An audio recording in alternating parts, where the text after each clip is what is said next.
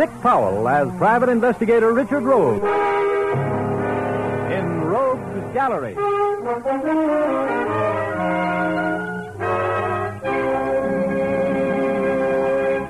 Rogue speaking. Call me a silly, impressionable boy if you want to. But when I first laid eyes on Patricia Flynn at that party, I was over the side like a Jacob's ladder. Her hair was as black as a lover's despair. Her eyes were the blue of the washed sky around a rainbow. And she was to feminine architecture what the atom bomb is to science. There's never been anything like it. I liked her, and she liked me. In fact, she seemed to be spending most of the evening trying to be alone with me.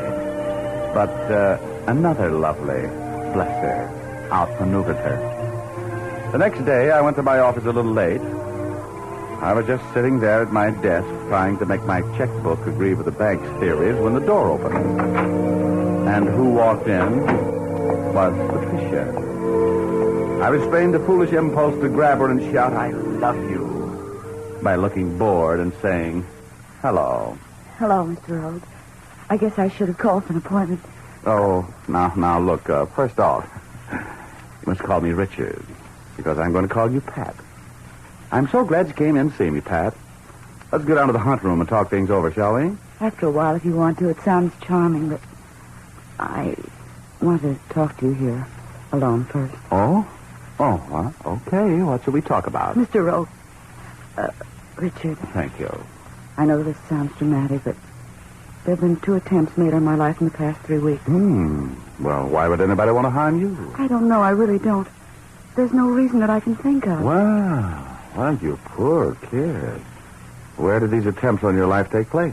At our summer place, up on Lake Tecumseh. Oh, and there's nobody up there with any motive for wanting you out of the way? Nobody. I don't know whether you've ever been to Lake Tecumseh or not. It's a small resort. Just a few families have cabins there. Maybe you better start from the beginning. You know, I don't really know much about you. Give me the whole story, will you? All right. You already know my name. It's Pat Flynn. My father was Michael Flynn, the attorney. Yes, I knew of him, of course. Mother was much younger than Dad, and about a year after he died, she married Herbert Lewis, the British artist. He was a widower. He had a daughter, Diane, just my age. She's a lovely girl, very British, English, finishing school, and a wonderful musical education, with the best of friends. She got married about 3 months ago to John Anderson, a boy I've known since he was about 10. They're very happy, and we're all up the lake together. All staying in the same cottage? Yes. Well, it isn't exactly a cottage. We all call it that, but it's really rather a large house. Okay. Now, tell me about the attempts on your life. How'd they happen? Well, about 3 weeks ago, I got up earlier than the rest of the family. I often do. I went down to the lake for a dip. I'm a pretty good swimmer, and I headed right out to the island in the middle of the lake. I heard a bullet whistle past my head. I dove underwater and swam back toward the shore as long as I could hold my breath. Then I came up. I heard another bullet hit the water not a foot from me. I was frightened to death. I stayed underwater as much as I could until I saw Mother and John coming down for their morning dip, and I swam in and joined them. Did you tell them about him? No. I was afraid they'd laugh at me. There was another attempt later? Yes. I always have a glass of milk in my room at night. And one night, for no reason at all, I gave it to my cat, Cynthia. And Cynthia died. She had convulsions and died. The veterinary said she'd been poisoned. Somebody tried to poison me. Look, baby, I think it's about time you're telling somebody about this. There's no future in being murdered, you know. That poisoned milk makes it look like an inside job, doesn't it? I don't see how it could be anyone in the house, Mr. Rogue. There's only the family and... No servants? Only Mary, the cook, and... Oh, well, she's like a mother. She wouldn't want to hurt me. Oh, Richard, I'm scared. I'm supposed to go back up to the lake tomorrow, and I know that the next time they're going to succeed in killing me. What do you want me to do? I want you to come up with me as a house guest. No one will know you're an investigator. And, Mr. Rogue... Yes, Pat? You can protect me.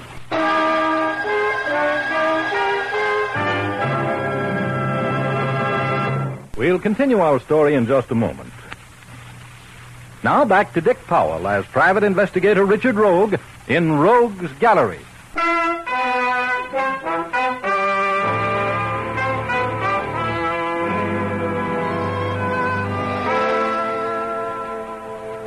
I couldn't understand why anybody would want to deprive this ugly old world of Patricia Flynn's beauty.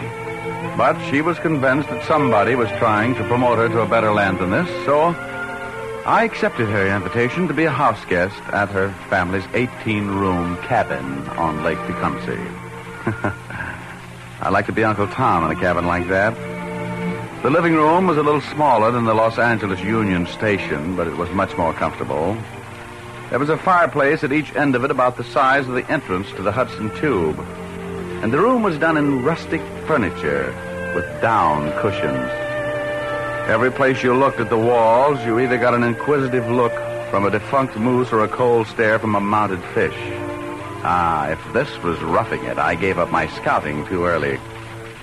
The first evening, I sat around and talked with Pat's mother, who looked 30, and her stepsister Diane, who looked dandy, and John Anderson, who looked like John Anderson.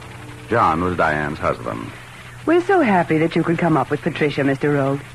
She hasn't been enjoying herself this summer for some reason. She seems so depressed. Well, girls with her look should never be depressed. If I weren't Patricia's mother, I'd think she was in love. She has all the symptoms. Are you the cause of all this, Rogue? Well, I hope so, but I doubt it. It's an interesting thought. Where is Pat? She went out for a walk. Down around the lake, I suppose. Oh, well, perhaps we're keeping you, Mr. Rogue. The moon's shining, you know.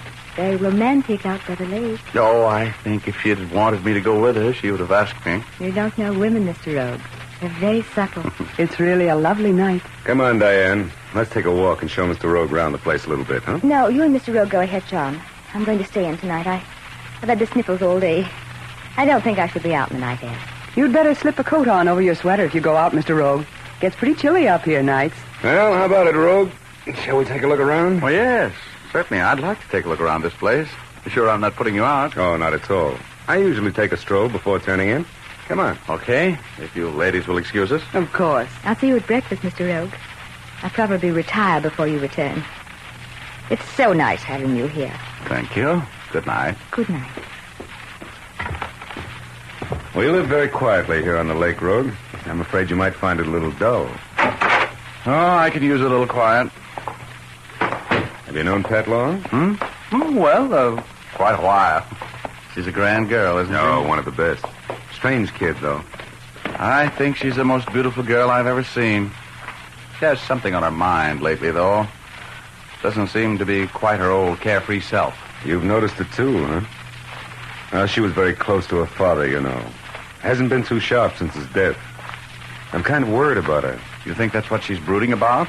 Her father's death? I can't figure her lately. She's changed completely. Yeah, look at her down there by the side of the lake. All alone, as usual. Suppose she would resent it if we joined her? Well, we can try and see. Hey, Pat, you receiving callers this evening? I'm waiting for them. Come on over. Well, you look mighty beautiful sitting out there in the moonlight. That remark has my enthusiastic approval. Aren't you cold out here with no wrap, Patty? No, it's nice out here. I like the breeze. Have a seat on the sand, Mr. Rogue. Well, thanks. Oh, brother, this is the life. Brings out the Davy Crockett in me. Tell me, does the place come equipped with a canoe? Canoe, speedboat, rowboat, take your choice. Personally, I prefer the speedboat. Leaves both hands free. You and your elephant's memory. John used to make mad love to me out there on that lake, Mr. Rogue. Before he was married, of course. Yeah, well, that was puppy love. Pat soon tired of me. What's the program for tomorrow, Pat? Want to go riding? Sure. 6 o'clock then at the stables. 6 o'clock in the morning? Will the horses be awake? No, they go to bed early. What are you looking for, Rogue? Oh, my cigarettes. I guess I left them in my coat. Can you spare one? I didn't bring any with me. Did you, Pat? You know I don't smoke.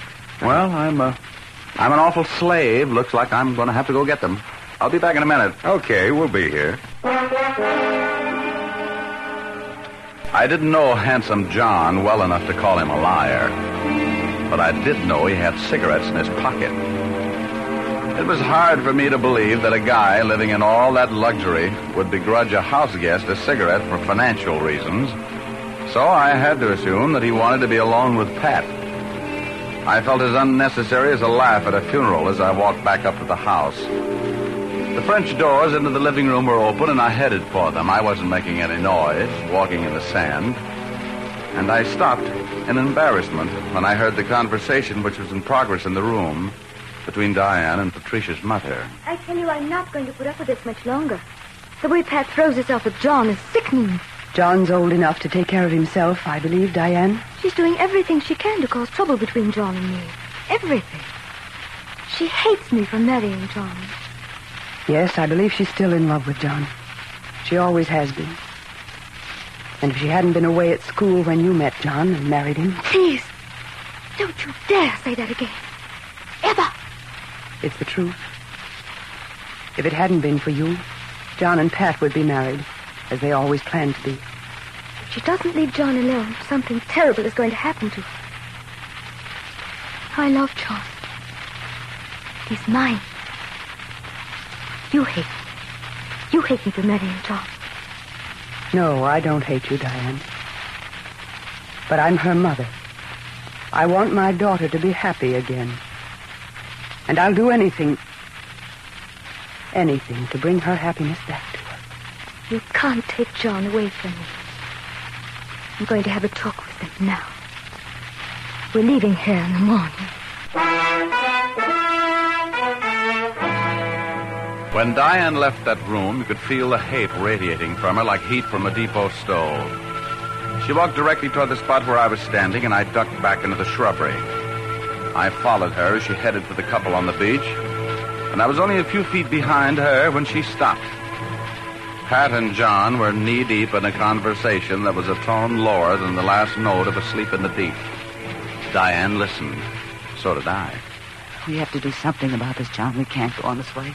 If you don't tell her you want a divorce, I don't want a divorce, Pat. Now, that's final. I'm not going to let the fact that you fancy yourself in love with me ruin my whole life. Think it over tonight, darling. Meet me on the island at 6 tomorrow morning. You'd better go in. All right. I'll meet you in the morning, Pat, but you... Go in, John. I love you. This group of lovely people was as full of potential drama as a little theater on opening night.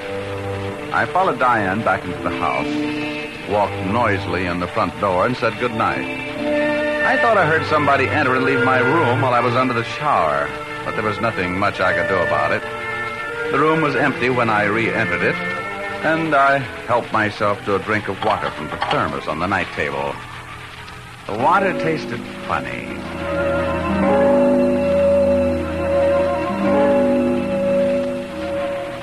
As I hit the pillow, I knew what it was. I went out like a match in a bucket of water. And when I opened my eyes, I was on Cloud 8. Igor was looking me over, and that little dame was there. He's opening his eyes, Igor. Hey, Chiefy, what happened? No bump on your head. Oh, never mind. What's that girl doing here? Tell him, Igor. Ask him now. If you're going to ask me for permission to get married, the answer is no. Yeah, but Chiefy, don't you think it's about time you and I settle down? Don't you get tired of getting hit on the head? Look, Igor. You've got all you can do to take care of your job as my alter ego, without taking on any more responsibilities. But, Mr. Rogue, I won't be any trouble. I can... Honey, now look, Rogie. I ask you man to man. Man to man? Anything you ask me is spook to man, Igor. You're nothing but a figment of my imagination. What does that mean, Igor? Oh, he's a little off his trolley right now. Now look, Chiefy. This is no time to be making a decision which will affect the entire lives of 3 people. You're not clear in the head. Did it ever occur to you that if I was clear in my head, I wouldn't be here on Cloud 8, talking to you and that Lilliputian Lana Turner? This Cloud 8 is strictly non-coeducational. Now you throw her out of here. Push him over the side, Igor. Come on, I'll help you. Oh, no. No, I have to rest a while. Go away. Come on, Yukon. Help me. He's mean. All right. Over you go, Chiefy. No. Cut it out. Ooh, I'll strangle you with your own beard, Igor. Stop pushing. He's a bad man, Yukon. Yes, he is. So long, Froggy.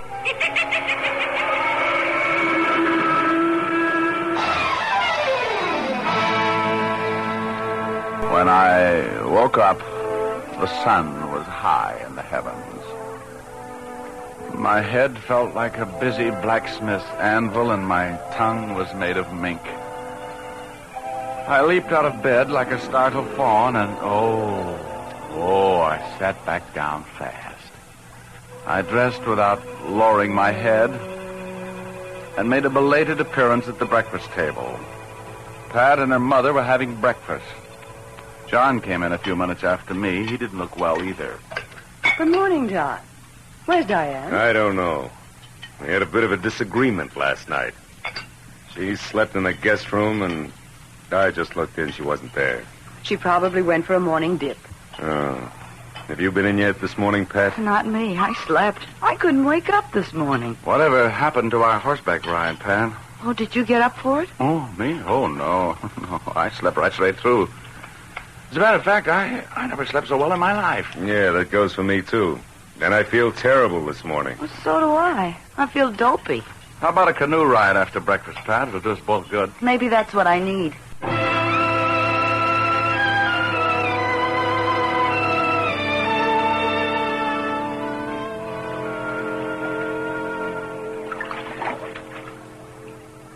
Do I look as stupid as I feel? I don't know what you mean.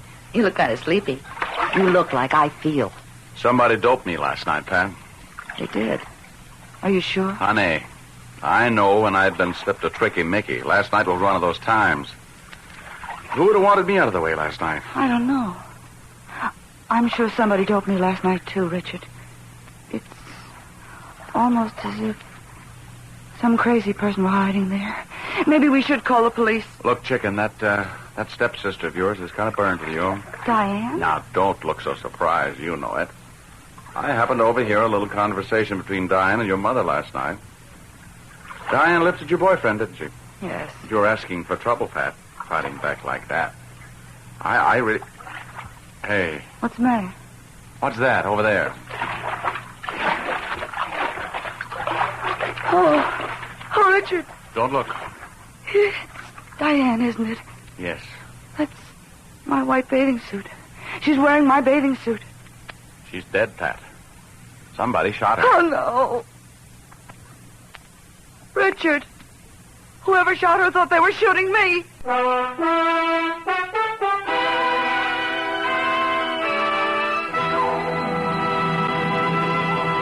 We'll return to our story in just a moment.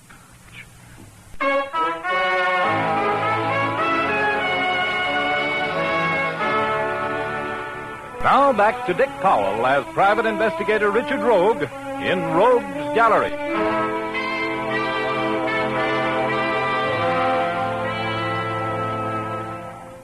Well, Pat Flynn had proved her point. Her half-sister Diane was lying there on the beach, dead. Shot while swimming in Lake Tecumseh, wearing Pat's white satin swimsuit. I stood over Diane's body while Pat ran screaming hysterically up to the house to get John. They were back in a few minutes, and the three of us stood looking down at the dead girl.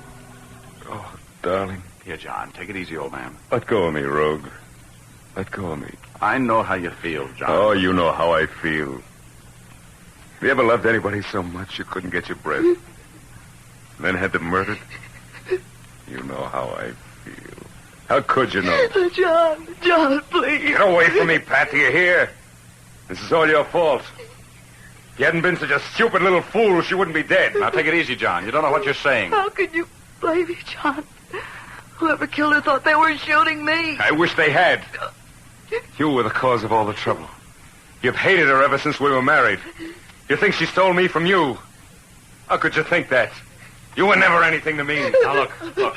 We'd better get up to the house. The police have to be called. This is murder, you know. You take care of that, will you, Rogue? Of course. You better come with me, John. No. I'll stay here with Diane. But take Pat with you. Don't leave her out here with me. With us. I'll go, John. I wish you wouldn't hate me. John. Get back to the house. Come on, Pat. And when the police get here, Rogue, I have something to tell them. Bring them right out here to me. All right. All right, John. Oh, this is a horrible thing, Pat. Tell me, how did your mother react to the news of her stepdaughter's murder? She didn't say anything. She just said, "Oh, Richard, you don't think Mother..." I don't know. It looks like everybody in the house was doped last night, but your mother. Oh, it couldn't have been Mother. She wouldn't want to hurt me. You're overlooking the fact that whoever shot Diane might have known just who was wearing that white bathing suit, aren't you? Oh, no. It couldn't have been Mother. It was someone trying to kill me. That's just a theory. Go call the police. Tell them to come up here. I'm going to have a talk with your mother. As soon as Pat was out of the way, I ran up the stairs to my room. I took the stopper out of the thermos and sniffed the water in it. There had been chloral in that water. I knew the pungent smell of it. I visited Pat's bedroom and John's and sampled the odor of the water at their bedsides. It was a very interesting experiment. I headed for the bedroom occupied by Pat's mother and hesitated outside the door. There was the odor of burning cloth. I opened the door and walked in. She was on her knees in front of the fireplace, trying to burn a scanty red swimsuit, a damp one. What do you mean coming into my bedroom, Mr. Rogue? Your stepdaughter Diane has been murdered, and I'm investigating the circumstances. Give me that bathing suit. Give it here. No, I won't. I'm sorry. I'll have to take it then. You know, destroying evidence is bad business. Give it here. I killed her. I killed Diane, Mr. Rogue. You did? Why? She was ruining my daughter's life. I killed her this morning. Where does the bathing suit enter into it? Why were you trying to destroy it? I didn't want the police to know that I'd been in the lake this morning. Oh, I see. Well? The police are... Mother, what are you doing with that swimsuit? Pat, Whose is it? It was Diane's. You might as well face it, Pat. Your mother killed Diane. She just confessed to me. She was burning that suit to keep the police from finding out that she'd been in swimming this morning. Oh, that's ridiculous. Look at that suit. Look at the size of it. Mother could no more get into that than... Pat. No, she couldn't, could she? But you could, Pat. And if I'm I not... did it. I killed her. Pat, don't say anything. The water on my nightstand was drugged last night, Pat. Chloral. So was John's. But yours wasn't. And you shot Diane, didn't you? No. Pat, don't answer him. I shot her. I hated her. She was no good, Mother. I did it. I killed her. I saw her sneaking around listening to what John and I were saying last night. Spying on us. I gave her something to listen to. I made a date to meet John on the island at 6 o'clock this morning. I knew what she'd do. I knew. Oh, Pat. Pat, how could you do it? I'm glad I did it. If I can't have John, I'd just as soon be dead. I'm only sorry I wasn't a little more clever. Pat, dear, we'll get the best attorney. No, not for me. Oh, bless your heart. That was a wonderful try you made for me. Mommy, I love you.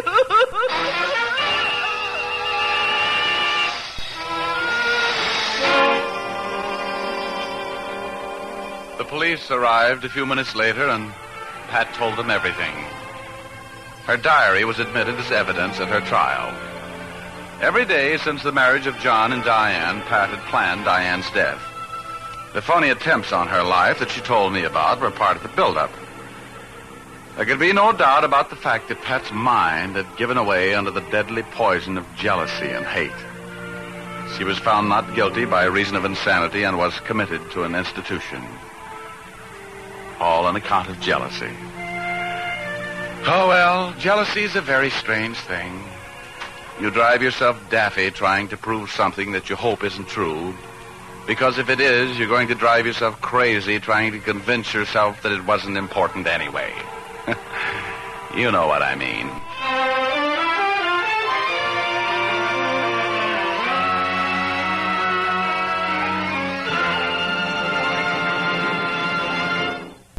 This is Dick Powell again, ladies and gentlemen. Hope you enjoyed our story tonight. Ray Buffum wrote it. Leith Stevens composed and conducted the music, and Dee Engelbach produced and directed. Thanks for listening.